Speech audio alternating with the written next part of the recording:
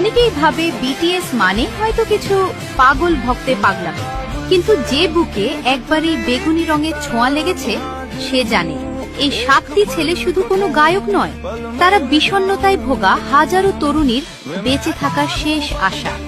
কিন্তু কখনো কি ভেবে দেখেছেন সেই দিনটার কথা, যেদিন এই গল্পের শেষ পাতাটা লেখা হবে, যেদিন বিশাল স্টেডিয়ামের হাজারো বেগুনি আলো শেষ পারের মতো নিভে যাবে? কল্পনা করুন সেই বুক ফাটা রাতের কথা। মঞ্চে 7টি ছেলে পাশাপাশি দাঁড়িয়ে আছে, কিন্তু আজ তাদের মুখে কোনো হাসি নেই, আছে এক সমুদ্র কান্না।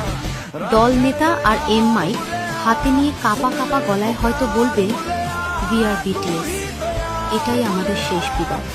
পুরো স্টেডিয়াম জুড়ে তখন ভক্তদের আর কোনো স্লোগান বা উল্লাস শোনা যাবে না, শুধু শোনা যাবে মানুষের বুকের কাদার আওয়াজ। যে ছেলেগুলো একদিন আমাদের শিখিয়েছিল কিভাবে নিজেকে ভালোবাসতে হয়, আজ তারা নিজেরাই চোখের জল ধরে রাখতে পারছে না।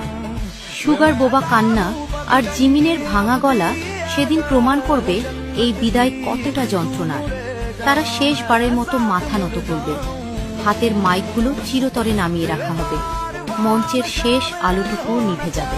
হ্যাঁ, হয়তো সেদিন বিটিএস নামের এই জাদুকর অধ্যায়ের অবসান করবে, কিন্তু ভক্তদের হৃদয়ে এই বেগুনি রঙের ভালোবাসা আর নিজেকে ভালোবাসার সেই মন্ত্র বেঁচে থাকবে অনন্তকাল।